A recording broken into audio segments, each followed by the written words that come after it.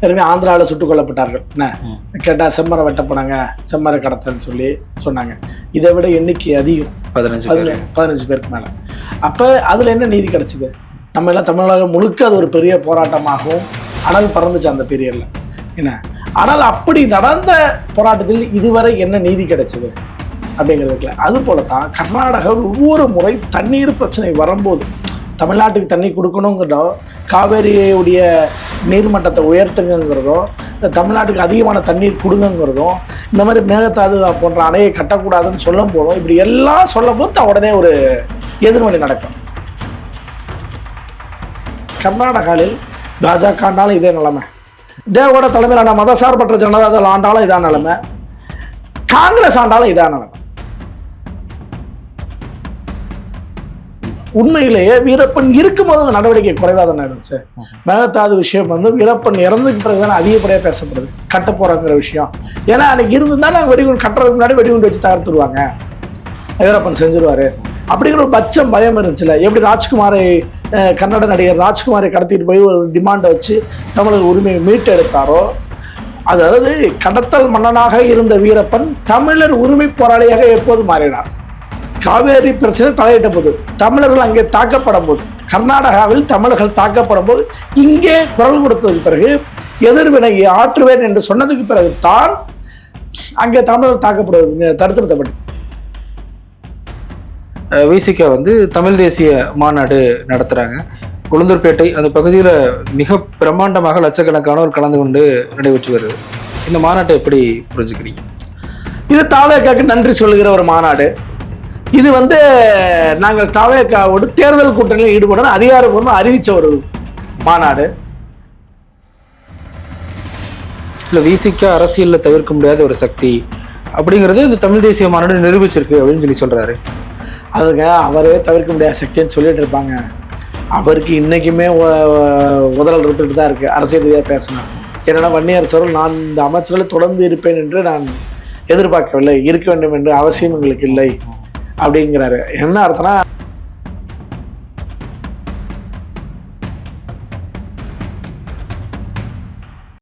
நம்ம பண்ணை இயற்கை அங்காடி 100% இயற்கை வேளாண் தயாரிப்பு. டிஎன் மீடியா பார்வையாளர்களுக்கு அன்பு வணக்கம். இன்றைய நேர்காணலின் சிறப்பு விருந்தினராக அரசியல் விமர்சகர், பத்திரிகையாளர் திரு ராஜா ஸ்டாலின் அவர்களோடு உரையாட இருக்கிறோம். சார் வணக்கம். வணக்கம். கர்நாடகாவில் 3 தமிழர்கள் படுகொலை செய்யப்பட்டிருக்கிறாங்க.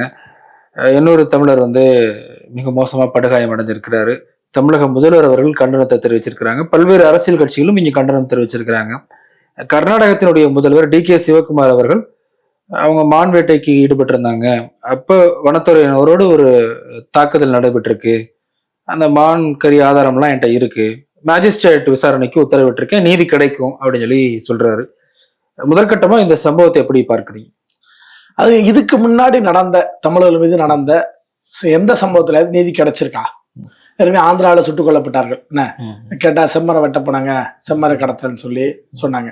இதை விட எண்ணிக்கை அதிகம், 15 பேருக்கு மேல. அப்ப அதுல என்ன நீதி கிடைச்சது? நம்ம எல்லாம் தமிழகம் முழுக்க அது ஒரு பெரிய போராட்டமாகவும் அனல் பறந்துச்சு அந்த பீரியட்ல. என்ன ஆனால் அப்படி நடந்த போராட்டத்தில் இதுவரை என்ன நீதி கிடைச்சது அப்படிங்கிறதுக்குல அது போலத்தான் கர்நாடகா ஒவ்வொரு முறை தண்ணீர் பிரச்சனை வரும்போது, தமிழ்நாட்டுக்கு தண்ணி கொடுக்கணுங்கிறதோ, காவேரியுடைய நீர்மட்டத்தை உயர்த்துங்கிறதோ, தமிழ்நாட்டுக்கு அதிகமான தண்ணீர் கொடுங்கிறதும், இந்த மாதிரி மேகதாது போன்ற அணையை கட்டக்கூடாதுன்னு சொல்லும் போதும், இப்படி எல்லாம் சொல்லும் போது உடனே ஒரு எதிர்மொழி நடக்கும். பெங்களூர் வாழ் தமிழர்களுக்கு இன்னல் விளையும். அங்கே இருக்கிற அடிப்பார்கள், அங்கே இருக்கிற துன்புறுத்துவார்கள், தமிழர்கள் நடத்தக்கூடிய கடைகளை நீங்க ஒரு பிராமணராகவே பார்த்தாலுமே பிராமணர்கள் நிறைய பேர் உணவகம்லாம் வச்சு நடத்துவாங்க, அவர்களையும் சேர்ந்து தான் தாக்கும். ஏன்னா நிறைய இந்த மாதிரி இருக்குன்னு வச்சுங்களேன். நிறைய யூடிவி, சரவணபவன் போன்ற பேருந்துகள், தமிழர்கள் முதலாளிகளா இருக்கக்கூடிய பேருந்து நிறுவனங்கள் நிறைய இருக்குல்ல, கேபிஎன் போன்ற, இதை கூட தாக்கிய வரலாறுலாம் உண்டு. தேடி பிடிச்சி தமிழ் தொழிலதிபர்களையும், தமிழர்களுடைய கடைகளையும், தமிழ் பெண்களையும் இப்படி தாக்கிய வரலாறு உண்டு. அப்ப அதை மீண்டும் மீண்டும் ஒவ்வொரு தடவையும் அதை கையில் எடுக்கிறாங்க. அது ஒவ்வொரு முறையும் அதை கையில் எடுக்கும் போது தமிழகம் மீண்டும் மீண்டும் ஒவ்வொரு கட்சிகளுமே இங்கே அறிக்கை விடுகிற கட்சிகளாகவே ஒவ்வொரு கட்சிகளுமே இருக்கு. அது எந்த கட்சியும் நான் வந்து குறிப்பிட்டு சொல்லலை. 1-2 வேல்முருகன் போன்றவர்களோ ஒரு சிலர் போராட்ட காலத்துக்கு வராங்க. மற்றபடி மற்றவர்கள் எல்லாமே பேரளவுக்கு அறிக்கை விடுகிற தலைவர்களாகவும் இருக்கிறார்கள். இந்த முறை மேகதாது விஷயம் வரும்போது கொஞ்சம் அன்புமணியுடைய வேலை என்பது மிகவும் பாராட்டத்தக்க வேலையா இருக்கு. சட்டமன்றத்துக்குள்ளே உள்ள பேசினாங்க, சௌமியா அன்புமணி பேசினாங்க மேகதாதுக்காக. அவரும் தொடர்ந்து மேகதாது விஷயத்தை தொடர்ந்து டிராவல் பண்ணிக்கிட்டே இருந்தாரு. போய் ஒரு அணைகளை பார்த்து இங்க எப்படி இருக்கு இங்க இருக்கு அப்படிங்கிறதெல்லாம் பேசினார். நேரம் இந்த நீர்மட்டம் இவ்வளவு வந்திருக்கணும் ஆனா வரல அப்படிங்கிறதெல்லாம் பேசினார். இப்ப அது பாராட்டுக்குரிய விஷயம். முதல்ல ஒரு இந்த மாதிரி இப்ப பாட்டாளி மக்கள் கட்சி நம்ம நிறைய போராட்டம் பார்த்திருக்கோம். ஆனால் தமிழர் உரிமைக்காக அன்புமணி தலைமையேற்ற பிறகு செய்யறதா தான் நான் பாக்குறேன். மருத்துவர் ஐயாவுடைய காலகட்டம் வேற. அப்ப இருந்த காலகட்டம் 1-2 போராட்டம் செஞ்சாங்க. அப்புறம் இடஒதுக்கீடு போராட்டம் முன்னெடுத்தாங்கன்னு வச்சுங்க. நிறைய தமிழர் உரிமை போராட்டங்கள் அப்புறம் முன்னெடுத்தாங்க. நம்ம ஒப்பிட்டு எல்லாம் பார்க்கல. ஆனால் அன்புமணி அவர்கள் எடுத்திருக்க இந்த போராட்டம் என்பது மிக சிறப்பான ஒன்று. மேகதாதுக்காக இப்ப சமீபத்தில் அவருடைய இது பாராட்டுக்குரிய விஷயமா இருக்கு. ஆனால் இந்த விஷயத்திலும் கண்டன அறிக்கை அவர் முதலில் கொடுத்திருக்கிறார். எப்படி மருத்துவர் ராமதாஸ் அவர்கள் முதலில் கொடுப்பாரோ அதே போல இன்று அன்புமணி அவர்களும் கொடுத்திருக்காங்க. அது வரவேற்கக்கூடிய விஷயம். ஆனால் தமிழகம் என்பது மிகப்பெரிய ஒரு போராட்ட இடமாக மாறணும். நான் என்ன சொல்றேங்க, கர்நாடகாவில் பாஜக ஆண்டாலும் இதே நிலைமை, தேவோட தலைமையிலான மதசார்பற்ற ஜனதா ஆண்டாலும் இதான் நிலைமை, காங்கிரஸ் ஆண்டாலும் இதான் நிலைமை. அப்ப இதை மாற்றி அமைக்கணும். தமிழ்நாட்டுடைய ஸ்டாண்டு என்னைக்குமே பாதிக்கப்படக்கூடிய இடத்தாவது நம்மளும் அவர்கள் பாதிப்பை உண்டாக்குகிறவர்களாகவும் அவர்களும் இருக்கிறாங்க. ஆனா இன்னொரு பக்கம் பாமகவினர் வேற ஒரு எக்ஸ்ட்ரீமுக்கு போறாங்க. வீரப்பன் இருக்கும்போது இது மாதிரியான சம்பவங்கள் நடக்கல, மீண்டும் வீரப்பன்களா உருவாகணுமா அப்படின்னு பாமகவினர் இணையதளங்கள்ல எழுதுறாங்க. இது ஒரு சரியான அணுகுமுறையா? இல்ல, அணுகுமுறை சரியா தவறாங்கிறது அடுத்தது. ஆனால் அப்படி ஒரு தேவை இருக்குங்கிற உணர்றாங்கல்ல, அதுதான். ஏன்னா உண்மையிலேயே வீரப்பன் இருக்கும்போது அந்த நடவடிக்கை குறைவா தானே இருந்துச்சு. மேகதாது விஷயம் வீரப்பன் இறந்துக்கு பிறகுதானே அதிகப்படியா பேசப்படுது, கட்ட போறாங்கிற விஷயம். ஏன்னா அன்னைக்கு இருந்துதான் நாங்க வெடிகுண்டு கட்டுறதுக்கு முன்னாடி வெடிகுண்டு வச்சு தகர்த்துருவாங்க, வீரப்பன் செஞ்சிருவாரு அப்படிங்கிற ஒரு பச்சம் பயம் இருந்துச்சுல. எப்படி ராஜ்குமாரை கன்னட நடிகர் ராஜ்குமாரை கடத்திட்டு போய் ஒரு டிமாண்டை வச்சு தமிழர் உரிமையை மீட்டெடுத்தாரோ, அதாவது கடத்தல் மன்னனாக இருந்த வீரப்பன் தமிழர் உரிமை போராளியாக எப்போது மாறினார்? காவேரி பிரச்சனை தலையிட்ட போது, தமிழர்கள் அங்கே தாக்கப்படும் போது, கர்நாடகாவில் தமிழர்கள் தாக்கப்படும் போது இங்கே குரல் கொடுத்ததுக்கு பிறகு எதிர்வினை ஆற்றுவேன் என்று சொன்னதுக்கு பிறகு தான் அங்கே தமிழர் தாக்கப்படுவது தடுத்து நிறுத்தப்பட்டுச்சு. என்ன நீங்க சொல்ல போனா வீரப்பன் உயிரோடு இருக்கும்போது கர்நாடகா அந்த இப்ப சொல்ற இந்த சாம்ராஜ் நகர் மாவட்டம் இருக்கு இல்லையா, இந்த மாவட்டத்தை கர்நாடகா எல்லையை ஒட்டி இருக்கக்கூடிய மாவட்டங்கள்லாம் பாத்தீங்கன்னா தமிழ் கிராமங்கள் இருக்கும். அந்த கிராமங்கள்ல நடக்கிற பள்ளிகள்ல வகுப்பு நடந்துச்சுங்க, தமிழ் வகுப்பு. அதாவது கர்நாடகா மாநிலத்துக்குள்ள இருக்கக்கூடிய தமிழ் படிக்கிற பிள்ளைகளுக்காக தமிழ் வகுப்புகள் சரியா நடந்துச்சு வீரப்பன் உயிரோட இருக்கும்போது. அவர் இறந்ததுக்கு அப்புறம் இங்க வகுப்புகள் சரியா நடக்கிறது, தமிழாசிரியர்கள் நியமிக்கிறது இல்லை கர்நாடக அரசாங்கம். ஆனா அதே தமிழக எல்லையில் கர்நாடகாவை சேர்ந்தவர்கள் படிப்பதற்காக தமிழக அரசாங்கத்தின் பள்ளிகளில் கன்னடம் சொல்லி தருவதற்காக கன்னட ஆசிரியர் நம்ம நியமிக்கிறோம், தமிழ்நாடு அரசாங்கம் நியமிக்கிறது. ஆக வீரப்பன் இருக்கும்போது நமக்கு ஒரு நீதி கிடைச்சது அந்த இடத்த. அதைத்தான் இன்று பாட்டாளி மக்கள் கட்சி போன்றவர்கள் எடுத்து சொல்கிறார்கள். அது சட்ட ரீதியா சரியா தவறாங்கிறத தாண்டி ஆனால் தமிழகத்திற்கு தேவை இருக்கிறதுன்னு உணர்த்தது. அதான் அது இந்த தேவை இல்லை எப்ப பூர்த்தி ஆகுனா அரசாங்கங்கள் தலையிடும் போது. இது சட்டத்துக்கு புறமான நம்ம இதை அனுமதிக்க முடியாது. ஆனால் அரசாங்கம் தலையிடல, தமிழ்நாட்டுடைய அரசாங்கம் தமிழர் அரசாங்கமா இருக்கணும்ல. இப்ப என்ன பண்ணுங்க, தமிழ்நாட்டை டெல்லி பிரதிநிதி ஒருத்தர் போட்டாங்க. யார போட்டாங்க? அவர் நான் பெங்களூரை சேர்ந்தவர். நாங்க அவரு இந்த வசிக்கிறதா அவர் ஆந்திரா புரிவா, அவர் பெங்களூர்ல வசிக்கிறாரு எப்படின்னாங்க. ஆக தமிழர் உரிமை பேசும்போது தமிழரை ஏன் நீங்க நியமிக்க மாட்டேங்கிறீங்க? பிறப்பால் தமிழர் ஏன் நீங்க நியமிக்க மாட்டேங்கிறீங்க? நியமிச்சாதான் உடற்ரூபமாக தெரியும். ஏதோ 1-2 உதாரணம் வேணா அப்படி இருக்கலாம். ஒரு தமிழர் இருக்கிறவர்கள் இதை செய்யலையா அதை செய்யலையா 1-2 இருக்கலாங்க. மெஜாரிட்டி என்ன? மெஜாரிட்டி தமிழ். இன்னைக்கு மாணிக்க தாக்கூர் என்ன பேசுறாரு? நாங்க காவிரி தண்ணி வரும், இங்க இருக்க வேற ஒரு பிரச்சனை தோன்றாங்க அப்படின்னு. இதேதான் பிஜேபி இங்க இருந்தாலும் சரி, அங்க பிஜேபி மாநில தலைவர் இருக்கிறவங்க அப்படிதான் பேசுவாங்க. ஆனா அன்னைக்கு விமர்சிக்கப்பட்ட பிஜேபி எப்படி விமர்சித்தார்களோ அதே விமர்சனம் அதே பார்வை காங்கிரசின் மீது இருக்கிறதால இல்லையே. ஏன்னா அதான் இயல்பு. தமிழ்நாட்டை பொறுத்தவரை பிஜேபிக்கு எதிர்மானங்களை அப்படின்னு ஒண்ணு வச்சுக்குவாங்க. ஏன்னா அது மதவாத சக்தி அப்படின்னு பேசி உண்மையிலேயே அவர்கள் பீரியடை விட காங்கிரஸ் கர்நாடகாவை ஆளுகிற காலத்தில் தான் தமிழகத்தின் உரிமை மிகப்பெரிய அளவு பறிக்கப்பட்டது. பிஜேபி கர்நாடகத்தை ஆளும் போது தமிழக உரிமை பறிக்கப்பட்டதை விட கூடுதலாக காங்கிரஸ் கட்சி ஆளும்போதுதான் தமிழர் உரிமை பறிக்கப்பட்டது. நீங்க ஒவ்வொரு தாக்குதலையும் எடுத்து பாருங்க. பெங்களூர் நகரத்தை தமிழர்களுடைய வணிக நிறுவன சூறையாடிய காலகட்டத்தை எடுத்து பாருங்க. அனைத்தும் இந்த பீரியட் தான். வாட்டாள் நாகராஜ் கர்நாடகத்தை புரிமா கொண்டவர்லாம் கிடையாது. அவர் அங்கே வாழுகிற தெலுங்கை தாய்மொழியா கொண்டவர். அது எங்க டிஸ்பியூட் இருக்கு. அவங்க சொல்றாங்க இங்க எப்படி நம்ம திராவிட கழகத்தை சேர்ந்த பல்வேறு தலைவர்கள் இவர்கள் தமிழர்கள் இல்லை, ஏன்னா தமிழர் அரசியல் பேசிட்டு இருக்கிறாங்கிறப்போ, வைகோ போன்றவர்களை பத்தி பேசிட்டு இருக்கோமோ, நீங்க தமிழர்கள் இல்லை, அவர்கள் தமிழர் இல்லாத ஒருவர் அப்படின்னு பேசுறோமோ, அது போல வட்டாள் நாகராஜை கன்னடர் இல்லைன்னு கன்னட அமைப்புகள் குரல் கொடுத்துட்டு இருக்கு. அவர் ஐக்கானா ஆயிட்டாரு, மற்றபடி அவர் கன்னடர் கிடையாது, அவர் ஆந்திராவை சேர்ந்தவர், தெலுங்கை தாய்மொழியை கொண்டவர்னு பேசுறாங்க. ஆக இப்படியான விஷயம் நடக்கும். தமிழ்நாடு எப்படி செயல்படணும்? இப்ப தாக்கிட்டாங்க, உடனே தாக்குறது இல்லை பிரச்சனை. இப்ப சீமான் போன்றவர்கள்லாம் சொல்லுவார்ல, அங்க இலங்கையில மீனவர்கள் கொண்டா என் மீனவர்களோட இங்க சிங்கள மாணவனை, அது உலக யதார்த்தத்துல ஒரு நீதிக்கான முறை கிடையாது.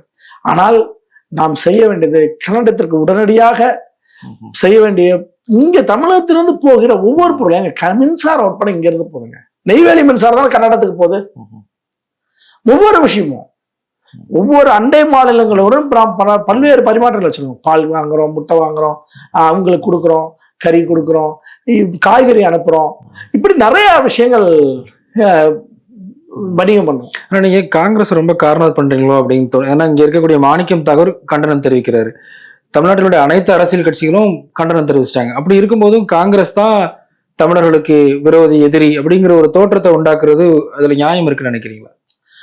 அப்ப அதாவது ஈழப்படுகொலையில இருந்தே காங்கிரஸ் முற்றிலுமாக தமிழர் விரோத சக்தியா தான் இருந்துகிட்டு இருக்கு. இன்னைக்கும் அதை நடைமுறைப்படுத்திட்டு இருக்கு. என்ன, அவர்கள் அரசியலில் ஒரு நேர்மையற்றவர்கள். காங்கிரஸ் கட்சியை பொறுத்தவரை கச்சத்தேவை தமிழரிடம் தமிழர்கிட்ட இருந்த உரிமையை இலங்கைக்கு தாரை வார்த்தவர்கள். தமிழ்நாட்டினுடைய முதலமைச்சராக அன்று இருந்த கலைஞர் கருணாநிதி நான் ஒத்துக்கொள்ளேன் பல்வேறு ஸ்டேட்மெண்ட் இங்க உலாவிட்டு இருக்குது, அது அடுத்த விஷயம். ஆனால் அவர் ஒத்துக்கொள்ள, ஆனா அவர்கள் பேச்சுக்கே இங்க இடம் இல்லை. நான் எடுத்து கொடுத்துட்டேன்ட்டாங்க பிரதமர் இந்திரா காந்தி, நான் கொடுத்துட்டேன்ட்டாங்க. ஆக இப்படிப்பட்ட இடத்தில் தான் காங்கிரஸ் கட்சி இருக்கிறது. ஒரு குறைந்தபட்சமாக தமிழர்கள் மீதான ஒரு நியாயமான கோரிக்கையோட இது அனுமதிக்கிற ஒரு அரசாக காங்கிரஸ் அரசு இருந்ததே இல்லை. காங்கிரஸ் அரசாங்கம் இருக்கும்போது மத்திய அரசாங்கத்துல பிற மாநிலங்கள்ல காங்கிரஸ் ஆளுகிற இடத்துல இதேதான் நிலைமை. முல்லை பெரியார் பிரச்சனை வரும்போது காங்கிரஸ் ஆட்சி, எல்லா பிரச்சனையும் தொடங்கும் போது காங்கிரஸ் ஆட்சி எடுக்கும். ஏன்னா கம்யூனிஸ்ட்களும் அதே கேரளத்தை ஆண்டாலும் கேரளத்தில் காங்கிரஸ் ஆளும் போதுதான் தமிழர்களுக்கு எதிரான பிரச்சனை அதிகமா இருக்கும். அங்க தேனி பகுதியில கம்பம் பகுதியில வாழக்கூடிய தமிழர்கள் அங்க வியாபாரம் அப்படின்னா போய் அங்க வியாபாரம் பண்ணிட்டு வருவாங்க. நிறைய என்னுடைய நண்பர்கள் அங்க வியாபாரம் பண்றவர்கள் எனக்கு தொடர்பு இருக்காங்க.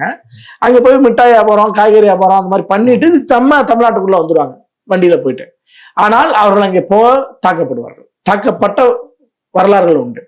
ஆக இது எல்லாமே சரியாவதற்கு, ஏன் இது ஒரு நாடுங்க, இந்தியாங்க ஒரு தேசம் தானே. ஒரு தேசம் போது இந்த ஒரு தேசத்திற்குள் பிற என்ன ஒரு மொழி பேசுறோன்னு ஏன் தாக்குறீங்க? தமிழ்நாட்டில் இப்படியான சூழல் எங்க நடந்துருக்கு நீங்க சொல்லுங்க பார்ப்போம். தமிழ்நாட்டுல இன்னும் ஒண்ணு இல்லைங்க, நார்த் இந்தியன் ஒருத்தர் நம்ம திருவள்ளூர்ல ரயில்ல போகும்போது தாக்குறாங்க, அது போதையில பண்ணது. ஆனால் அதுக்கு கூட தமிழகம் கண்டிச்சதே, இது தவறு அப்படின்னு அவத்தார். கொல்லப்பட்ட வட இந்தியன் சும்மாவா இருந்துச்சு தமிழ்நாடு? தமிழ்நாட்டுல ஒவ்வொரு அமைப்புகளும் இயக்கங்களும் மனித உரிமை அமைப்புகளும் போராடினவே. அப்படியா நடந்திருக்கு இந்த விஷயம்? எத்தனை கன்னட அமைப்புகள் கண்டிச்சிருக்காத இந்த நடவடிக்கை தப்புன்னு?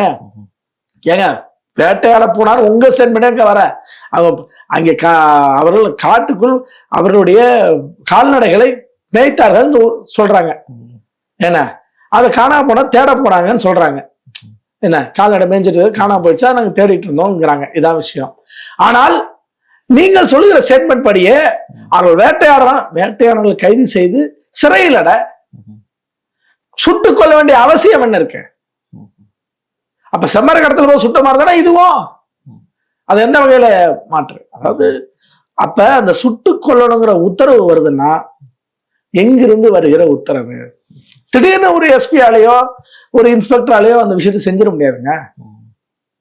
அது வெவ்வேறு மாநிலமாக இருக்கும்போது கட்டாயம் அது மாநிலங்களுக்கு இடையான இன உணர்வு பிரச்சனை வரும். இப்ப நம்ம பாகிஸ்தான்காரர் குஜராத்துக்குள்ள இருக்கிறாங்க, வருவாங்க காஷ்மீருக்கு எல்லைக்கு, நம்ம எல்லையோரத்துல அந்த பிரச்சனைலாம் இருக்கு, மீனவர்கள் வருவாங்க. குஜராத்தில் கடலோர பகுதியில் பாகிஸ்தான் மீனவர்கள் நாம் எத்தனை பேரை சுட்டுக் கொண்டுறோம் இல்லையா? இந்தியா சுட்டுருக்கா? அதே போல குஜராத் மீனவர்கள் பாகிஸ்தானுமே கைது பண்ணிருக்கு, ஆனால் நான் இந்தியாவிடம் ஒப்படைக்கும், சுட்டுக் கொள்ளல. ஆனா நம்மளுக்கு இலங்கையில் அப்படி கிடையாது, சுட்டுக் கொள்ளுவாங்க தமிழ்நாட்டு மீனவர்கள் மட்டும். அதாவது எங்கெல்லாம் வந்து உலக ஒரு நீதி ஒண்ணு இருக்கோ, ஒரு சாதாரண ஒரு ஜஸ்டிஸை கடைபிடிக்குது உலகம் முழுக்கவே. எல்லை தாண்டி வர்றது இயல்புதாங்க, ஒரு மீனவர் கடல் எல்லையில தெரியாது வந்துட்டாங்க, போக்கே கைது பண்ணி அவங்ககிட்ட ஒப்படைங்க அந்த நாட்டுல, அதுக்கு என்ன தண்டனை அந்த நாடு கொடுத்துக்கோ, இப்படியான நடைமுறை உண்டுன்னு வச்சுக்கோங்களேன். ஆனால் தமிழ்நாட்டு மீனவர் மட்டும் சுட்டுக் கொல்லப்படுவாங்க இலங்கையால. அதே போல அண்டை மாநிலமான கன்னடமும் ஆந்திராவும் இதை போல நடக்கும். இப்ப ஆந்திராவில் ஏற்கனவே நடந்துச்சு, இப்ப கன்னடத்திலும் நடக்காது. இது வரைக்கும் பெரும் தாக்குதல் நடத்திட்டு இருந்த இடத்துல இந்த மாதிரியான ஒரு முதல்ல வீரப்பன் வேட்டை, தேடுதல் வேட்டை பேர்ல பண்ணாங்க. நம்ம தமிழ் கிராமங்கள்ல புகுந்து தமிழ்நாடு காவல்துறையின் அனுமதியே இல்லாமல், தமிழ்நாடு அரசாங்கத்தின் அனுமதி இல்லாமல் வீரப்பன் தேடுதல் வேட்டை என்று சொல்லி அந்த காலத்தில் கன்னட காவல்துறை, கர்நாடக அரசின் காவல்துறை நேரடியாக தமிழ் கிராமங்களில் தமிழர்களை கைது செய்து வரலாறு நிறைய அவர்கள் வாக்கு மூலமாக கொடுத்திருக்காங்க. நிறைய டாக்குமெண்ட் ஃபிலிம் நம்ம கேட்கணும், கௌதமன் உட்பட நிறைய பேர் எடுத்திருக்காங்க. அதுல அவங்களே கொடுத்த வாக்கு மூலம், தமிழர்கள் எங்களை வந்து கன்னட அரசு கர்நாடகாவை சேர்ந்த காவல்துறை எங்களை கைது செய்து போயிடுச்சு அப்படின்னு. இப்படியான சூழல்ல இதை தடுத்து நிறுத்தது தமிழர்கள் எல்லாமே அனைத்து அரசியல் கட்சிகளும் அரசியல் கட்சிகள்ல தான் இருக்கு. என்ன ஒரு அமைப்பு இருக்கு, ஒரு கட்டமைப்பு இருக்கு, ஆளுகிற தவேக அரசுகிட்ட அந்த பொறுப்பு இருக்கு. உடனடியா கூட்டி வன்மையான கண்டனங்களை தெரிவிக்கணும். இல்லைன்னா இதை மத்திய அரசாங்கத்துல கொண்டு போகும். நாங்க ஒரு மாநிலத்தை, ஒரு நாட்டுக்குள்ள இந்த சிக்கலை நீங்க வரணும்னா, இனவெறியோட ஒருத்தர் நடந்துக்கிறாங்கன்னா அது எப்படி நீங்க அனுமதிப்பீங்க? அது சம்பந்தப்பட்ட காவல்துறை சேர்ந்தாலும் இனவெறியோட நடந்திருக்காங்க. கன்னடத்தில் இதே போல எத்தனை பேர் சுட்டுக் கொல்லப்பட்டாங்க காட்டுல, கன்னடர்கள், மான் வேட்டையாடினவர்கள் போடுங்க. எங்களுக்கு இல்லைங்க, நாங்க இந்த மாதிரி தகவல் பெறும் கேட்டிருக்கோம், அத்தனை பேர் செத்து கன்னடம் சேர்ந்தாலும் செத்துருக்காங்கன்னு சொல்லுங்க. யார் செத்தாலும் அப்பா விதாங்க இல்லைன்னு சொல்ல. தமிழர் மட்டுமே நீ கொள்ளுவேன், மற்றவனை சும்மா விடுவானா என்ன அர்த்தம்? அவ கைது பண்ணி சிறையிலட, அதெல்லாம் வேற. ஏன் சுட்டுக் கொண்டாய் அப்படிங்கிற கேள்வியை தாவேக அரசு கேட்கணும். மத்தவங்க கேட்கறது ஒரு பக்கம், தாவேக அரசு, ஆளுகிற அரசு கேட்கணும். தமிழ்நாட்டுக்கு முதலமைச்சர் அந்த கேட்கணும். தமிழ்நாட்டு முதலமைச்சர் சம்பந்தமே இல்லாம இருந்துட்டு இருக்க கூடாது. இல்ல அவரு ஒரு அறிக்கை கொடுத்திருக்காரு, கண்டனம் தெரிவிச்சிருக்காரு, அதுக்கு மேல வேற என்ன செய்யணும்னு நினைக்கிறீங்க? அதுதாங்க சொன்னது, கண்டனம் மட்டும் இல்லைங்க, நீங்கள் உடனடியாக இதற்கு நடவடிக்கையாக மத்திய அரசாங்கத்தை எடுத்துட்டு போங்க. இங்க இந்த விசாரணை அவங்களுடைய இப்ப அவர்கள் கர்நாடகா தானே விசாரணை பண்ணது, எப்படி அந்த விசாரணை ஒரு தரப்பு பண்ணும்போது அப்படி நியாயமா இருக்கும்? அவர்கள் தரப்பே அவர்கள் விஷயத்தை எப்படி பண்ணிக்க முடியும்?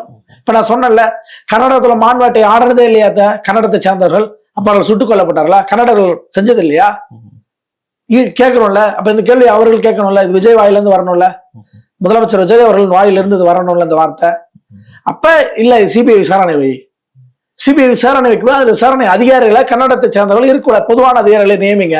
பண்றோம்ல, இது எல்லா நடைமுறையில இருக்குதான். ஒரு தலித் பிரச்சனை, ஒரு வன்னியர் பிரச்சனை, ஒரு ஒரு பட்டியலின சமூகத்தையும் ஒரு முக்குளத்து சமூகத்தையும் ஒரு பிரச்சனைனா அங்கே விசாரணை அதிகாரியாக எப்படி போடுவாங்கன்னா இந்த ரெண்டு சமூகம் சம்பந்தம் இல்லாத மூணாவது ஒரு நபரை போடுவாங்க.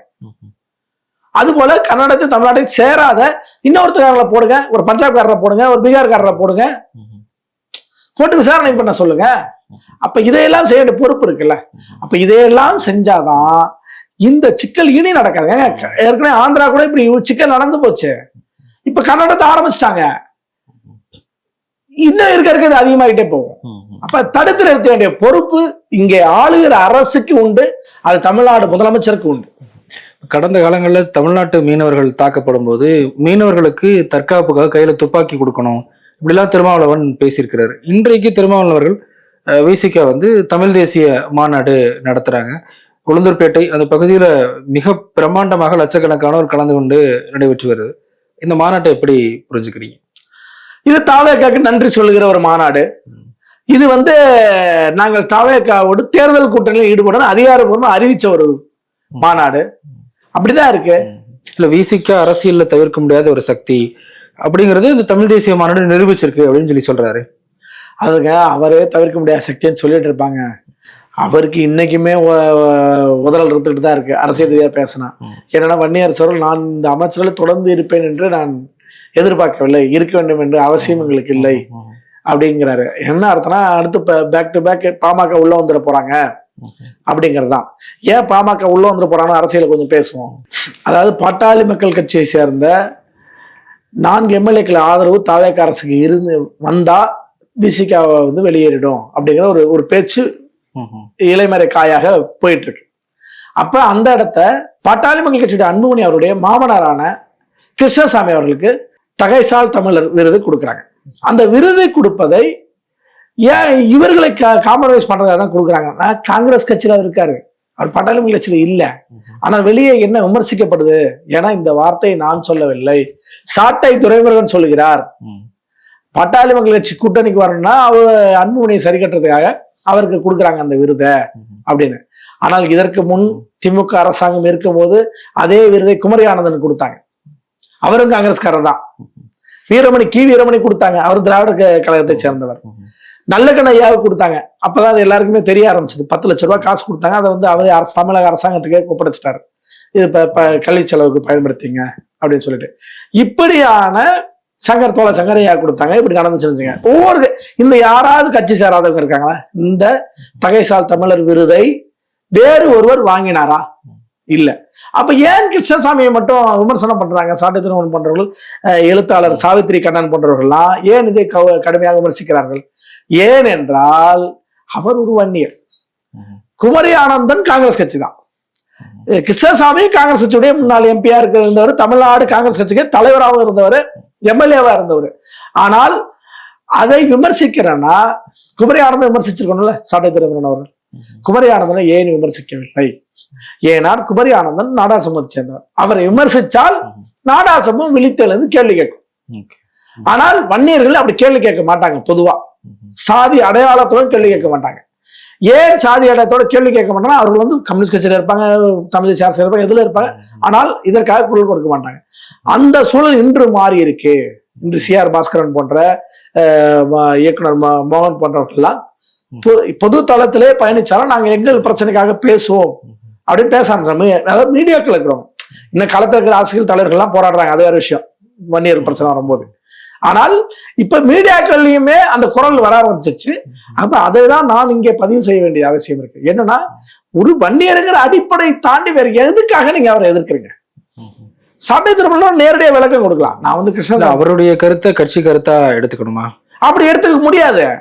ஆனால் நீங்கள் குமரி ஆனந்தனுக்கு ஒரு நிலைப்பாடும் கிருஷ்ணசாமி அவர்களுக்கு ஒரு நிலைப்பாடு. அதுல அவர் ஒரு மிகப்பெரிய ஒரு வீடியோ வெளியிட்டிருக்காரு. மிகப்பெரிய நக்கல் நாயாட்டி என்ன பண்ணாருன்னா, கிருஷ்ணசாமி அவர்களுக்கு கொடுத்ததாரு புதிய தமிழ் கிருஷ்ணசாமி கொடுத்தா நினைச்சு பேசிட்டே இருப்பாரு. சொல்ல இதெல்லாம் போராட்டம் பண்ணிருக்கா, தேயிலத்தோட தொழிலாளருக்கு இவ்வளவு கொடுக்க வேண்டியது, வரவேற்க வேண்டியது அப்படிலாம் பேசிட்டு, அவருக்கு இல்லைங்க சங்கமித்ரா மாமனார், தாய் மாமனுக்கு. சங்கமித்ரா யாரும் தமிழ்நாட்டு அரசியல தெரியுமா? அன்புமணி அவரோட மகள். ஆனா அதெல்லாம் பேச வேண்டிய அவசியம் இல்லை. நேரடியாக அன்புமணியுடைய மாமனாரும் கூட சொல்லியிருக்கலாம், சௌமியா அன்புமணி அப்பான்னு கூட சொல்லியிருக்கலாம். இதெல்லாம் தவிர்த்துட்டு ஒரு நக்கல், அது நக்கல் நாயாட்டி அவருடைய பாணி. ஆனால் ஒரு விருது கொடுத்ததை கொச்சைப்படுத்தி பேச வேண்டிய அவசியம் என்ன இருக்கு? என்ன இது? இந்த இடம் என்னன்னா, அவர் சாதி ரீதியான ஒரு பேச்சாதான் நம்ம எடுத்துக்கிறோம். அதை வன்னியர் தரப்பு உண்மையிலே கண்டிக்க வேணும். எந்த வகையில அவருக்கு தகுதி இல்லைன்னு சொல்லுங்க. சுக்குமரே ஆனது அவருக்கு என்ன ஒப்பீடு பண்ணுங்க, கி வீரமணிக்கு அவருக்கும் ஒப்பீடு பண்ணுங்க, கொடுத்த ஒவ்வொருத்தரும் ஒப்பீடு பண்ணுங்க. நம்ம நல்ல கடை கொடுக்கும்போது வரவேற்போம், என்ன தோழர் சங்கரையா கொடுக்கும்போது வரவேற்போம். அப்ப இதே வரவேற்பு கிருஷ்ணசாமிக்கு கொடுக்கறது என்ன தப்பு? இதான் நிலைப்பாடு. அடுத்ததுங்க, இப்ப இது உள்ள வர்றது இப்ப என்ன, இப்ப சாவித்திரி கண்ட போன்றவர்களை எழுதுற வார்த்தையை இந்த விருதையை ஏன் கொடுத்தாங்கன்னா, அப்புறம் கூட்டணிக்காக அரசியலுக்காக தான் செய்யறாங்க. பாமக உள்ள வரும், பாமக உள்ள வந்தா விசிகாவுடைய நிலைப்பாடு எப்படி இருக்கும் அப்படிங்கிற போல சொல்றாங்க. ஆக இந்த நிலைப்பாடை சொல்லுவதுல இருந்து விசிகாவுக்கு என்ன அச்சம் வருது? நம்மளை வந்து வெளியே அனுப்புறதுக்கு வாய்ப்பு இருக்கு. இப்ப நீங்க சொல்லக்கூடிய பல்வேறு விஷயங்கள்ல திரும்பவே சமீபத்துல அடிக்கடி சொல்லக்கூடிய ஸ்டேட்மெண்ட் என்னவா இருக்குன்னா, தமிழ் தேசியம் பேசுறவங்க மற்ற கட்சிகளுக்கு போறாங்க, விசிகாவுக்கு வர்றதில்ல, விசிகா தான் உண்மையான தமிழ் தேசிய கட்சி, ஜாதி ஒழிப்பு தான் தமிழ் தேசியத்தை வளர்த்தெடுக்க முடியும் இப்படி ரொம்ப ஆணித்தரமா சொல்றாரு. இன்றைக்கு அந்த மாநாட்டிலையும் அது ஒரு தீர்மானமாகவும் சொல்லியிருக்கிறாங்க. அதாவதுங்க அவருடைய ஸ்டேட்மெண்ட் என்னன்னா, ஜாதி ஒழிப்பு உடன் கூடிய தமிழ் தேசியன்னு அவர் பேசுறாரு. அதை வேற அவர் வந்து இடதுசாரி தமிழ் தேசியம் முன்மொழிகிறாரு. சாதியை வச்சுக்கிட்டு சாதி அடையாளம் தான் தமிழர்களை அடையாளப்படுத்தும். இப்ப என் சாதி என்னன்னு நான் சொன்னேன்னா நான் தமிழனா இல்லையான்னு சொல்லிட முடியும் எல்லாருக்கும். ஒவ்வொருத்தருடைய சாதியும் சொன்னா அவர்கள் என்ன பேருக்கு என் பேருக்கு பெண் என் சாதி பேர் போட்டா நான் தமிழனா இல்லையான்னு தெரிஞ்சிடும். அப்படி போடாதனால நிறைய பேர் தமிழரா இல்லைன்னு தெரியல. இல்ல அததான் அவர் என்ன சொல்றாரு, அவங்க பாஜக வந்து குலப்பெருமைன்னு வந்தாங்க, இவங்க குடிப்பெருமைன்னு வர்றாங்க அப்படின்னு விமர்சிக்கிறாரு. அதாங்க அது நான் என்ன சொல்றேன்னா, அவர் வந்து 24 மணி நேரம் ஒரு நாளைக்கு இருக்குன்னா 24 மணி நேரத்துல 23 மணி நேரம் 50 நிமிஷம் வரைக்கும் அவர் வந்து அவருடைய தலித்திய அரசியல் தான் பேசிட்டு இருப்பாரு. அவர் தமிழ்நாட்டுடைய அரசியல் பேச மாட்டார், தமிழர் அரசியலை பேச மாட்டார். தமிழ் சமய அதாவது தமிழர் கும்புற சாமி முறை இருக்குல்ல, சைவம் வைணவம் இதை பத்தி பேச மாட்டார். புத்தத்தை பேசுவார். அப்ப தலித்தியம் பேசுவாரு, புத்தத்தை பேசுவாரு, இந்திய நலன் பேசுவாரு. அப்புறம் தேவைக்கு கொஞ்சோண்டு சாப்பாட்டுக்கு ஊரா தொட்டுக்கிற போல கொஞ்சம் தமிழர் நலனையும் பேசுவார். இதான் விஷயம்.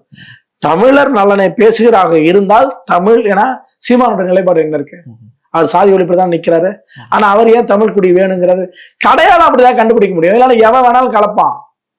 இங்க தமிழ்நாட்டில் என்ன சிக்கனா, என்னை போல அவனும் ஆடை உடுத்துறான், தமிழர் அல்லாதவரும் என்னை போல அவனும் தமிழ் பேசுகிறான், என்னை விட தூய தமிழ் பேர் வச்சுக்கிறான். நான் சுரேஷ் ரமேஷ் அப்படின்னு பேர் வச்சிருப்பேன், ஆனா அவன் அப்படி இல்லை. அவன் இன்னும் அழகாக நிலவேந்தன், தமிழழகன், தமிழ் மணியன், இப்படி ஏதாவது ஒரு பேர் தமிழ்லயே வச்சிருப்பான். ஆனா அதெல்லாம் புனை பேரா இருக்கு. இதை வந்து திரும்பவே என்ன சொல்றாருன்னா, இதெல்லாம் கான்ஸ்பிரசி தியரி, என்னையவே தெலுங்கர்னு சொல்றாங்க, நான் தமிழர்னா வேற யார் தமிழர், இப்படி எல்லாம் திரும்பவும் ஸ்டேட்மெண்ட் முன்வைக்கிறாரு. அதாவதுங்க அவரு பிறப்பால் தமிழர்கள் எந்த மாற்று கருத்தும் இல்லை. ஆனால் அவர் வந்து இந்த ஸ்டேட்மெண்ட்டை தீகாவுக்கு உதவுவதற்காக, திராவிடர் கழகத்திற்கு உதவுவார், திராவிட அரசியலுக்கு, திராவிட அரசு உதவுவதற்காக தான் ஒரு படி இறங்கி போய் கூட நான் இன்னைக்கு கூட தமிழர் இல்லைன்னு சொல்றாங்க. என்னைக்காவது திராவிட அரசியல் பக்கம் நின்றுருக்காரு, தலித்திய அரசியல் பக்கம் நின்றுருக்காரு, இந்து சமயத்துல நம்ம இன்னைக்கு கடைபிடிச்சிருக்கக்கூடிய சைவ வைணவத்து பக்கத்தில் நின்றதே இல்லை, புத்த மதத்தின் பக்கம் நின்றுருக்காரு. இப்படி நின்னவரு என்னைக்கு தமிழர் அரசியல மட்டும் நிற்பாரு? என்னைக்கும் அவர் பேசுற தமிழர் அரசியல் என்பது 365 நாள்ல ஒரு நாள் பேசுவாங்க, மீதி 364 நாள் வேற ஒரு அரசியல் தான் பேசுவாங்க. இல்ல அது அவரே சொல்றாரு, தலித் இயக்கங்கள் ஏன்டையே அது ஒரு விமர்சனமா வச்சிருந்தாங்க, மற்ற தலித் இயக்கங்கள் யாரும் தமிழ் தேசியம் பேசுவதில்லை, ஆனா நான் தான் தமிழ் தேசியம் பேசுறேன், குறிப்பா சேரிகளுக்குள்ள குடிசை பகுதிகளுக்குள்ள தமிழ் தேசியத்தை விதைத்தது விசிக்காதான் அப்படின்னு அவரே பெருமையா சொல்றாரு. அதாவது தோழர் தமிழரசனுடைய தமிழர் விடுதலை படையில் பறையர் சமூகத்தை சேர்ந்தவர்கள் இருந்தார்களா இல்லையா? பறையர் குடி இருந்தாங்கல்ல, எத்தனை போராளிகள் அங்கே இருந்தாங்க, ஆயுதமேந்தி போராடுறாங்க. தோழர் தமிழரசன் நடத்திய மீன் சுருட்டை மாநாட்டில் ஒவ்வொரு வன்னியர் வீடுகளிலும் பறையர் சமூகத்தை சாப்பிட வச்சார், உணவருந்த வச்சார். புலர் கலிய பெருமாள் அதே வேலையை செஞ்சார்.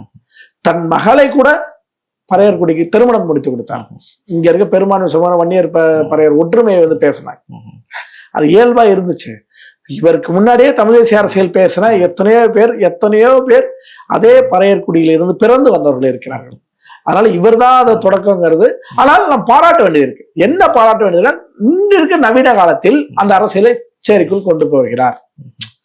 தமிழரசன் காலமும் கலையபெருமாள் காலத்தையும் தாண்டி இன்றைக்கு இருக்கிற காலத்துல இவர் சேரிக்குள்ள அதை கொண்டு போகிறார் அப்படிங்கிற இடத்துல நம்ம அதை வரவேற்கிறோம். ஆனால் அதை தாண்டி இந்த அரசியல் என்பது நியாயமாக நேர்மையாக பேசுகிறாரா?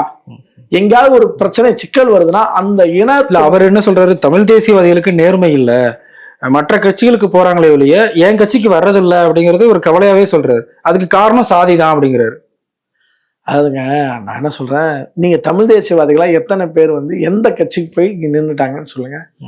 ஆளுங்கட்சியா இருக்கக்கூடிய கட்சிகளுக்கு போறாங்க, ஆளுங்கட்சி ஆக வாய்ப்பு கட்சிக்கு போறாங்க. மற்றபடி நான் இப்ப தமிழ் தேசிய அரசியல முன்னெடுக்கிற பலடுமாறன் எந்த கட்சியில உறுப்பினராக இருக்காரு? தோழர் தியாக எந்த கட்சியில உறுப்பினராக இருக்காரு? மணியரசன் எந்த கட்சியில உறுப்பினராக இருக்காரு? தமிழர் தேசிய அரசியல் இவர்கள் தான் அதோட முன்னோடி. நீங்க வந்து குளத்தூர்மணி போன்றவர்கள் திராவிட அரசியல் பேசக்கூடியவர்கள், விடுதலை ராஜேந்திரன், குளத்தூர்மணி போன்றவர்கள் எல்லாமே திராவிட அரசியல் பேசக்கூடியவர்கள். ஆக தமிழர் தேசிய பேசுகிற இன்று முக்கியமான 3 ஆளுமைகளை பத்தி சொல்றேன். இந்த 3 ஆளுமைகளும் எந்த கட்சியும் உறுப்பினராக இருக்கிறார்.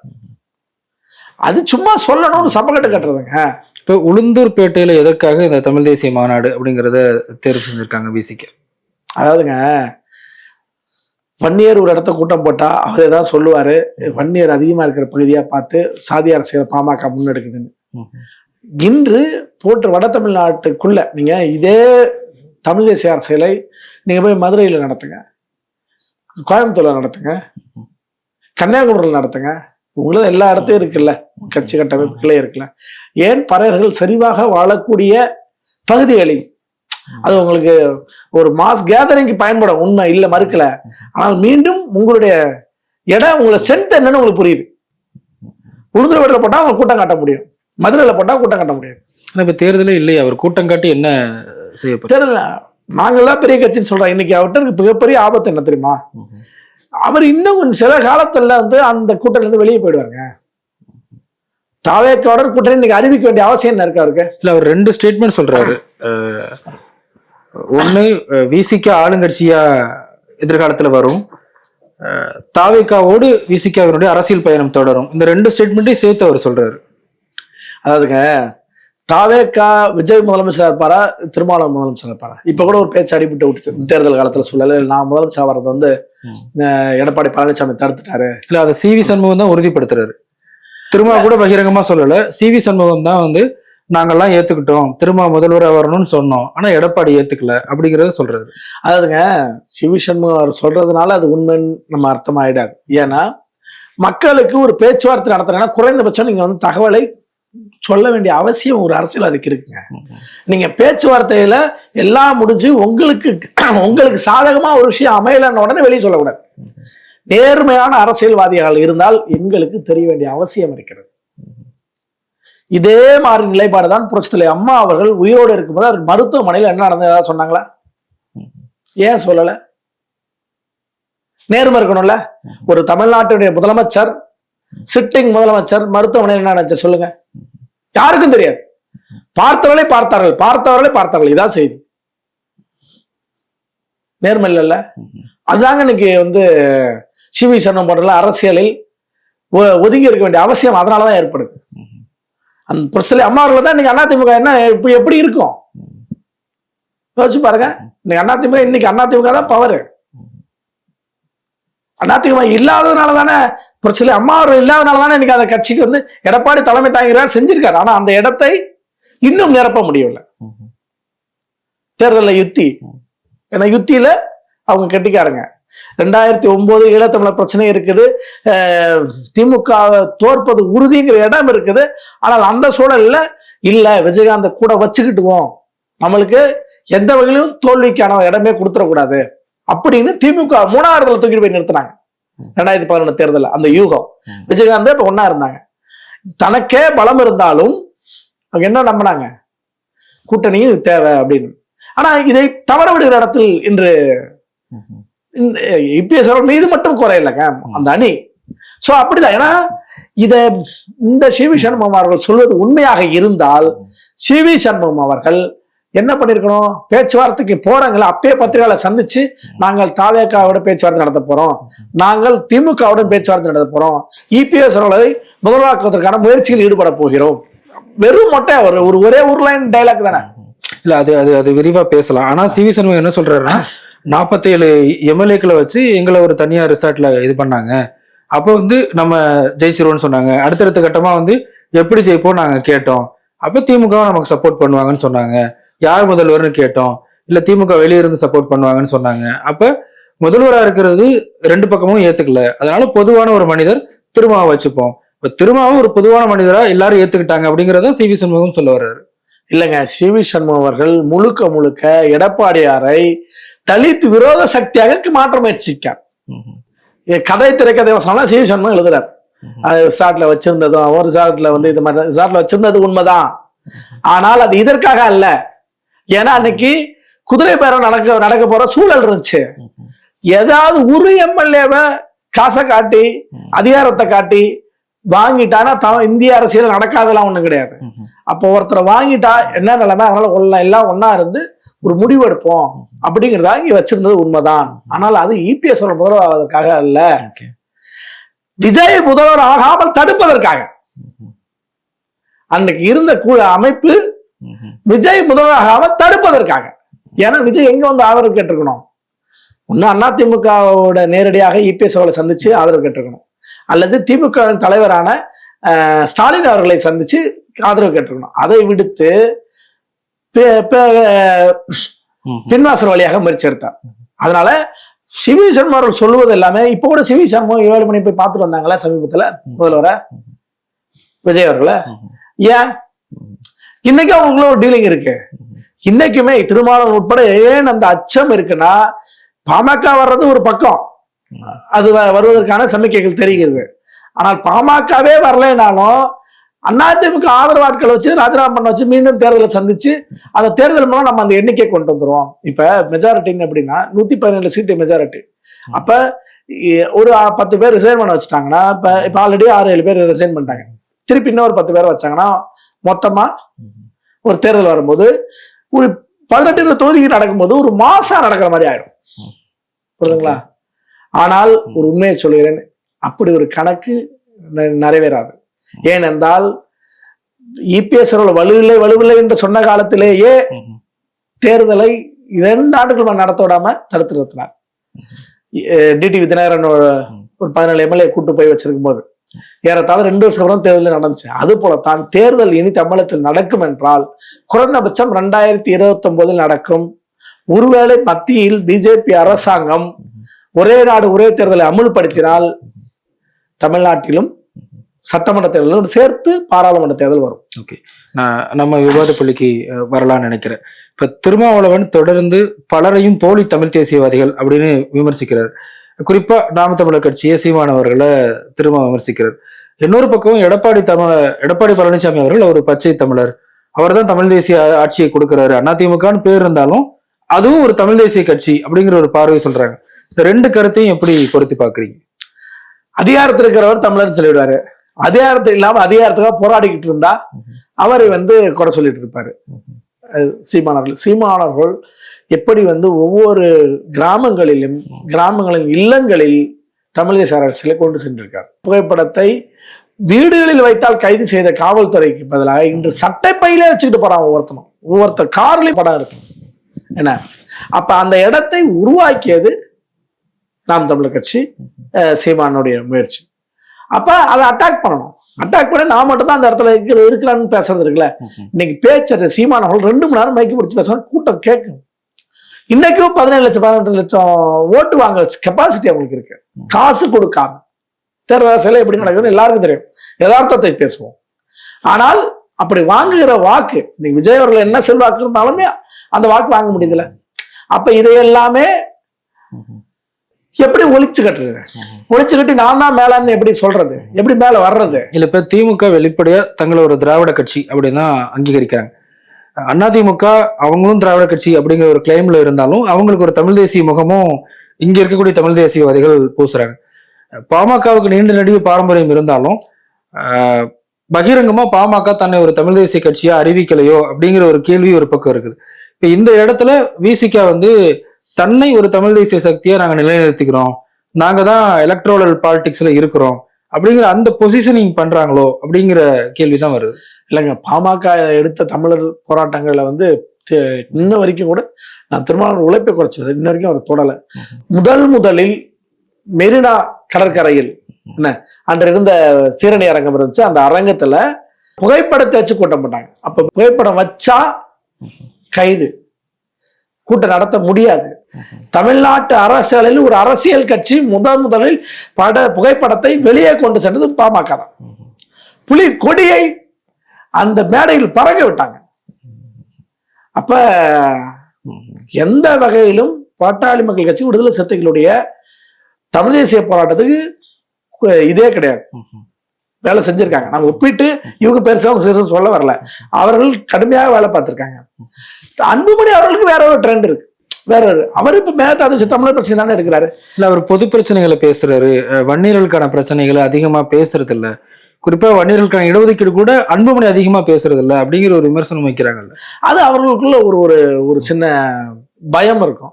நம்ம ஒரு பொது தலைவரா மாறணும், ஒரு வன்னியர் ஓட் பேங்க் மட்டுமே நம்பி இருக்கக்கூடாது அப்படிங்கிற ஒரு பார்வை இருக்கும். அதனால அவர் அந்த சிந்தனை இருக்கலாம். ஆனால் தேர்தல் நேரங்களில் சாதி ரீதியான விஷயங்களை கொஞ்சம் கவனம் செலுத்துவாங்க, அதை நம்ம பார்த்திருப்போம். ஆனால் உண்மையிலேயே வன்னியர்கள் என்பது ஒரு யானை பலம். ஏன்னா தமிழ்நாட்டு அரசியலில் உங்களுக்கு திருச்சியில தொடங்கி கும்மிடிப்பூண்டி வரைக்கும் வன்னியர் பாப்புலேஷன் இருக்கு.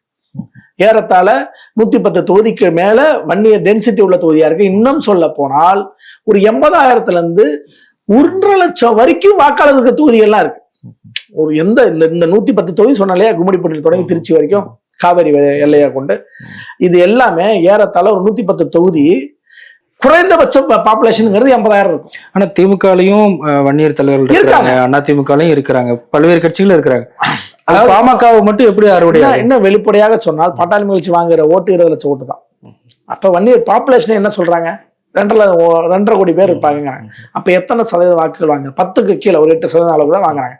அது நம்ம ஒத்துக்கொள்ளும். அந்த வாக்கை வாங்குகிறவர்கள் திமுக சேர்ந்தவர்களாக அதிமுக சேர்ந்தவர்களாக இருக்கிறாங்க, அதுல மாற்று கருத்து இல்லை. ஆனால் அதை தாண்டி அந்த பலம் இருக்குன்னு சொல்ல வர யானை பலம் என்ன சொன்னா 110 தொழில் தமிழ்நாட்டுல எந்த சமூகமும் இல்லை, இந்த சமூகம் தான் அடர்த்தியா இருக்கிறாங்க. அப்படி ஒரு வாய்ப்பு இருக்கு. அந்த வாய்ப்பை இவர் பயன்படுத்தாம இவர் என்ன பண்ணார், பொதுவான வாக்குகளை நம்ம கவருவோனுங்க. பொதுவான வாக்குகள் வராது. ஏன் வராது என்றால், இப்ப நான் சொன்ன தகைசால் தமிழர் விருது கிருஷ்ணசாமி கொடுத்த ஏன் இந்த தமிழ் சமூகம் எதிர்ப்பு தெரிவிக்குது?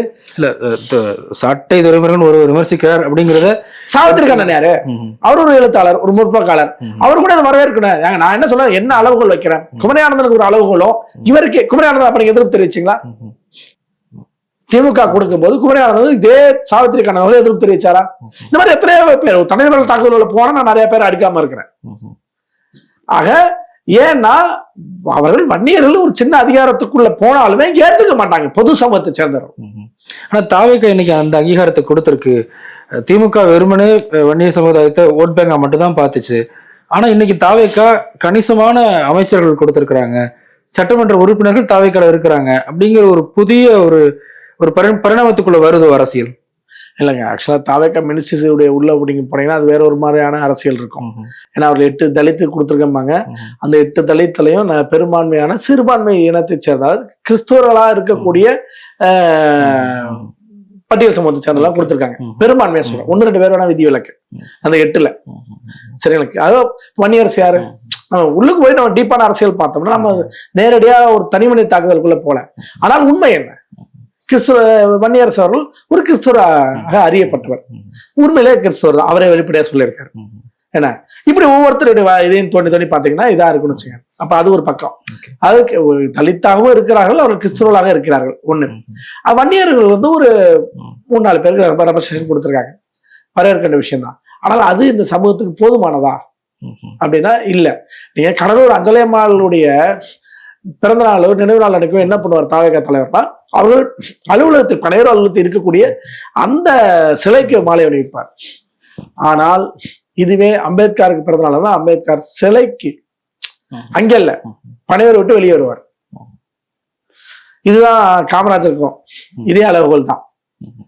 என்ன பேச மாட்டார் வன்னியர் பேரளவுக்கு ஒரு அஞ்சலை மாலை பயன்படுத்திக்கிறார். ஆனா அது பாராட்ட வேண்டிய விஷயம். அதையாவது செஞ்சிருக்காரு, வேற எந்த கட்சியும் அதை செய்யல.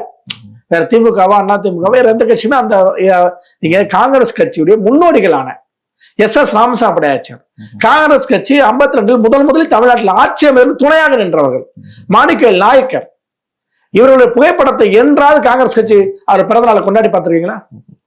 ஆனா பாருங்க, அதே வந்து வேற சமூகத்தை சேர்ந்த யாரை வேணாலும் காங்கிரஸ் கட்சி கொண்டாடுவாங்க. ஆனா அவங்க வேற தனி கட்சி வச்சிருந்தாங்க. ஏன் காங்கிரஸ் தாங்க இருந்தாங்க, கடைசியில் சாகும்போது காங்கிரஸ் தாங்க செத்தாங்க. வேற கட்சியில இருந்து காங்கிரஸ் ஐக்கியம் ஆயிட்டாங்கல்ல. அதாவது ப. சிதம்பரோட காங்கிரஸுக்கு எதிராக கட்சி நடத்தினவர் தான் இன்னைக்கு என்னவா இருக்காரு. ஒரு எனக்கு சொல்ல போனா அந்த பீரியடே ஒரு 3-4 வருஷம் தான். அது மாணிக்கவேல் நாயக்கர் இன்னும் குறைவு, ஒரு 2 வருஷம் பீரியட் தான். அவரை காங்கிரஸ் தலைவராக தான் பார்க்கணும். யாராவது மூப்பனாருக்கு அடிக்கிற போஸ்ட் மாதிரி அடிச்சிருக்காங்களா மாணிக்கவேல் நாயக்கருக்கு? காங்கிரஸ் கட்சியை சேர்ந்தவர்கள் எஸ்.எஸ். ராமசாமி படையாச்சார் வச்சிருக்காங்களா?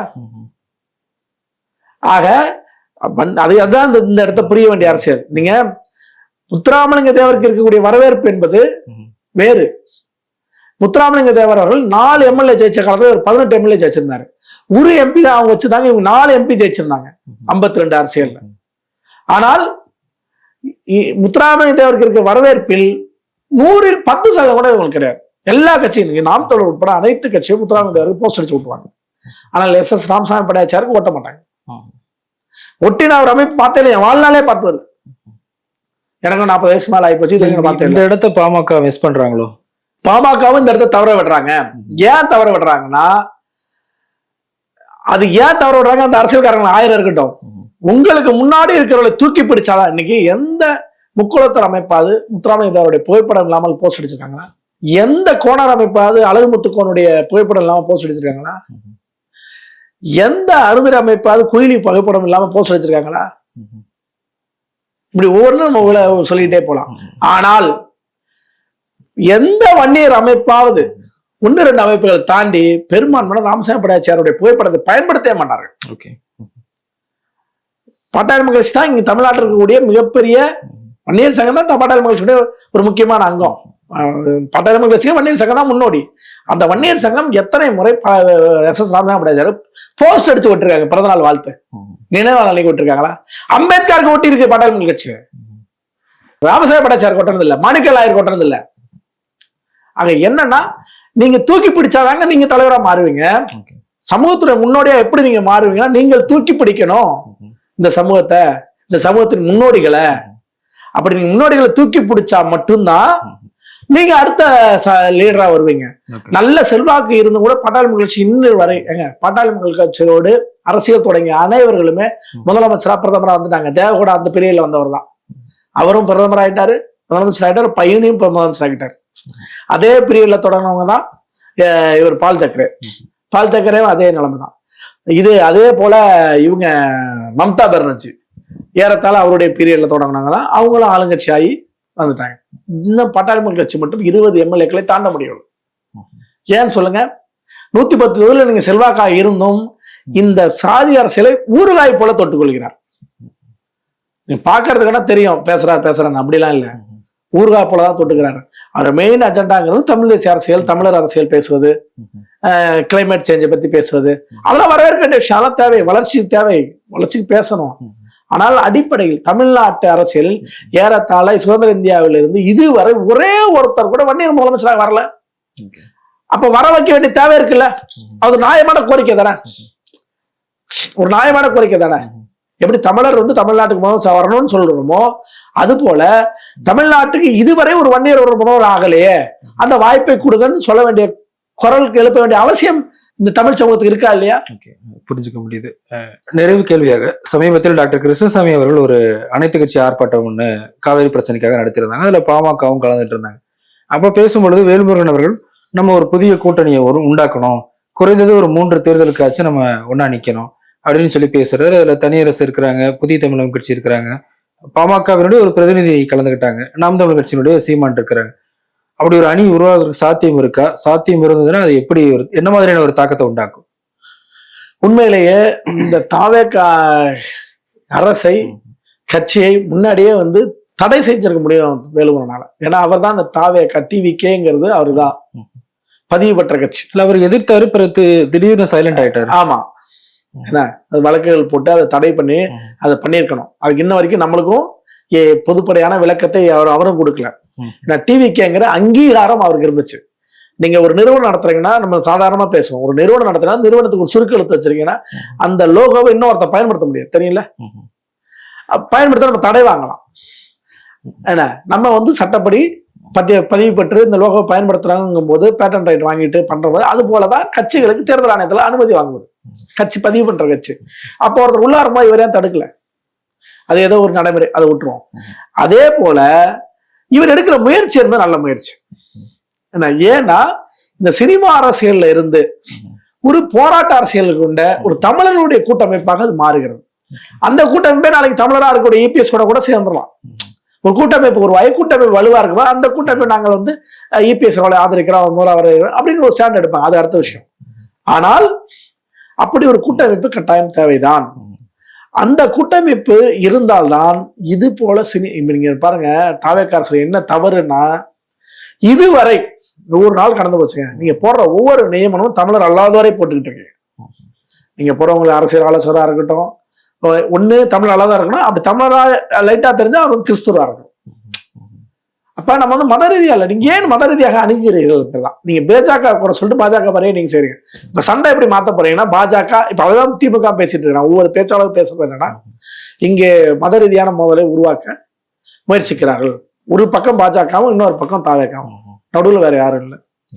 இப்ப சொன்னார்ல, எங்களுக்கும் திமுக தான் போட்டின்னு சொல்லிட்டு இருந்தார்ல, அதுபோல அடுத்து என்ன சொல்ல போறாரு பார்லிமெண்ட் எலெக்ஷன்லனா, ஏன்னா ஒரே நாடு ஒரே தேர்தல் வர்றதுக்கான வாய்ப்பு இருக்கு. ஒரே நாடு ஒரே தேர்தல் வந்தா ஆட்சி இழக்க போறது தாவேக்கா தான். அப்ப என்ன சொல்லுவாரு, நான் எங்களுக்கும் பாஜக தான் போட்டி, எங்களுக்கும் பாஜக தான் போட்டின்னு சொல்லி அந்த சண்டையை மத ரீதியான சண்டையாக மாற்ற முயற்சிப்பார். ஓகே, அப்படியான இடம் இருக்கு. ஆக இந்த இடத்த தமிழர் கூட்டமைப்பு இருந்தால்தான் அதை உடைக்க முடியும், அந்த கருத்தை முறியடிக்க முடியும். தமிழ்நாட்டின் விடுதலை போராட்டங்களில், தமிழர் உரிமை போராட்டங்களில் கிறிஸ்தவர்கள் பங்கேற்றிருக்கிறார்கள், இஸ்லாமியர்கள் பங்கெடுத்திருக்கிறார்கள், இந்துக்கள் பங்கெடுத்திருக்கிறார்கள். எனவே நாம் ஒருங்கிணைந்து போராடும் என்கிற குரலை இந்த கூட்டமைப்பு, வேலுமுருகன் உட்பட, புதிய தமிழ் கிருஷ்ணசாமி உட்பட இவர்கள் முன்னெடுக்கிற அந்த கூட்டமைப்பு ஈடுபடும். ஏன்னா அங்க இருக்க எல்லாருமே தமிழ் தேசத்தில் நீண்ட காலம் அவர்கள் அரசியலை தொட்ட காலத்தில் தமிழக பயணிச்சவங்க. புதிய தமிழ் கிருஷ்ணசாமியா இருக்கட்டும், வேலுமுருகனா இருக்கட்டும், தனியரசா இருக்கட்டும், இவங்க எல்லாமே தமிழ் தேசிய அரசியலில் கடுமையாக களப்பணியில் ஈடுபட்டவர்கள். ஆக அந்த இடத்துல அந்த அணி வருவது சிறந்தது. இதை பிற கட்சிகள், நாம் தமிழர் போன்ற கட்சிகளா விமர்சனம் செய்யாமல் அவரோடு சேர்ந்து இருப்பது. ஆனா நீங்க கூட்டணினால முதல்ல நாம் தமிழர் மட்டும்தான் கழட்டிக்கிட்டு போவாங்க, நாங்க கூட்டணிக்குள்ளேயே வரமாட்டோம், அந்த யதார்த்தத்தை மீறி போவாங்க. 20,000 ஓட்டு வாங்கினா ஒருத்தர் ஜெயிக்க மாட்டாங்க, 60,000 ஓட்டு வாங்கினா ஜெயிப்பான். அப்ப 20,000 60,000 ஆக்குறதுக்கு ஒரு இடத்த வேலுமணி கட்சிக்காரங்க 100 பேர் ஓட்டு போட்டா என்ன, ஒரு இடத்த கொங்கு தனியார் கட்சிக்காரங்க 100 பேர் ஓட்டு போட்டா என்ன, கிருஷ்ணசாமி அவருடைய ஓட்டு 100 ஓட்டு வந்தா என்ன, நம்மளுக்கு அதை வாங்கிட்டு ஜெயிக்கிறதுக்கு வழி பார்ப்போம். இப்ப சட்டமன்றத்துக்குள் இன்னைக்கு நாம் தமிழர் கட்சிக்கு ஒரு 4 எம்எல்ஏ தான் என்ன நிலைமையா இருக்கும்? இந்த ஆளுகிற அரசாங்கத்துக்கு கூட்டணி இருப்பாரா? இன்னைக்கு நடக்கிற இதே கர்நாடகா பிரச்சனை, இதே தமிழர்கள் சுட்டுக் கொல்லப்படப்போ அவங்க 4 சட்டமன்ற உறுப்பினர்கள் இருக்கிறாங்க உள்ளன்னா என்ன நடந்திருக்கும்? சரிங்க, ஆளுங்கட்சியோட கூட்டணி இல்லைங்க, எதிர்கட்சியா இருந்தாலும் குரல் கொடுக்க முடியுமா சட்டமன்றத்துக்குள்ள? நாம் தமிழர் கட்சியோட யாராவது சிறப்பா தமிழர் உரிமை பத்தி பேசிட முடியுமா இன்னைக்கு காலத்துல? அந்த சுதந்திரம் அங்க இருக்கு. அதிமுக திமுக ஒரு எல்லை இருக்கு, எல்லை தாண்டி பிறப்பால் தமிழர் யார் பேச முடியும்? பேச அவங்களால மட்டும்தான் முடியும். அப்ப 4 பேர் உள்ள போயிருந்தாங்கன்னா என்ன இருந்திருக்கும்? அப்ப ஏன் நாம் தமிழர் கட்சி தலைமை, நான் கோரிக்கை தான் வைக்கிறேன், நான் உண்மையிலேயே ஒரு தமிழராக நாம் தலைமையிடமும் நாம் தமிழர் தம்பிகளிடமும் ஒரு கோரிக்கை வைக்கிறேன். நீங்கள் பொது அரசியலில் வரணும்னா, நீங்கள் அரசியல் அதிகாரம் பெறணும்னா, நீங்கள் இங்கே கூட தமிழர் அமைப்புகளோடு தேர்தலை சந்தியுங்கள், கூட்டணி அமைத்து. அப்படி இல்லாம 234 நான் தான் கேண்டிடேட் போடுவேன், நான் தான் நிப்பேன்னா கடைசி வரைக்கும் நீங்க இப்படியே தான் நின்றுட்டு இருப்பீங்களே தவிர, ஏன்னா நீங்க உள்ள சட்டமன்றத்துக்கு வர வேண்டிய அவசியம் எங்களுக்கு இருக்கு. அதனாலதான் நாங்க சொல்றோம், நீங்க சட்டமன்றத்துக்குள்ள 10 பேர் உள்ள வந்தீங்கன்னா எங்க பிரச்சனை பேசுவீங்கிறோம். இன்னைக்கு கர்நாடகத்துல 3 பேர் சாகப்பட்ட விஷயத்து தமிழ்நாடு முழுக்க பரபரப்பா நாம் தமிழர் கட்சி எடுத்துட்டு போயிருக்கோம். கர்நாடகா பயந்து இருப்பான், அந்த இடத்த அவங்களால உண்டு பண்ண முடியும். நீங்க சாதாரணமா இருக்கிற வட்டால் நகராட்சி மாதிரி ஆனாலா இல்ல சீமான், அந்த மாதிரி சூழல் தமிழ்நாடு கிடையாது. தமிழ்நாடு வந்து உடனே டப்புன்னு இல்லை, இங்க ஒருத்தனை அடிச்சா கூட ஏன்பா அடிக்கிற, பாவம் அடிக்காதப்பான்னு வேற ஒரு பெருமொழிக்கான தாக்கனா சொல்லுவாங்க. அங்கெல்லாம் அப்படி கிடையாது, அந்த ஊருக்காரனா இல்லையா போட்டு விழுகிறாமா, அப்படியான ஒரு சூழல் உள்ளதான். ஆக இந்த இடத்த இவர்கள் அதிகாரத்துக்கு பெறணும்னா நாம் தமிழர் கட்சி உட்பட கூட்டணிக்குள் நம்மள ஒரு கூட்டணி அமைப்பேன் யதார்த்தம். உங்களால 230 போட்டிட்டு உங்களால ஓட்டு வாங்க முடியும், வெற்றி பெற ஓட்டு வாங்க முடியுமா? சீமானே போட்டுட்டு 50,000 ஓட்டு தான் வாங்குறாரு. ஜெயிப்பதற்கான ஓட்டு என்பது 60,000 இருந்து 90,000 வரைக்கும் வாங்கினாதான் ஜெயிக்க முடியும். நீ 1 லட்சம் வாங்கணும் அவசியம் இல்லை, 90,000க்குள்ள வாங்கினா போதும். ஆக இந்த முயற்சி எடுக்குன்னா நீங்கள் இந்த வேலுமுருகன் முன்மொழிந்த, புதிய தமிழ் கிருஷ்ணசாமி அவர்கள் முன்மொழிந்த கருத்தை ஒட்டி முடிவெடுப்பது சால சிறந்தது. பல்வேறு விஷயங்கள் பேசியிருந்தோம். நிகழ்ச்சியில் பங்கெடுத்தமைக்கு மிக்க நன்றி. மிக்க நன்றி.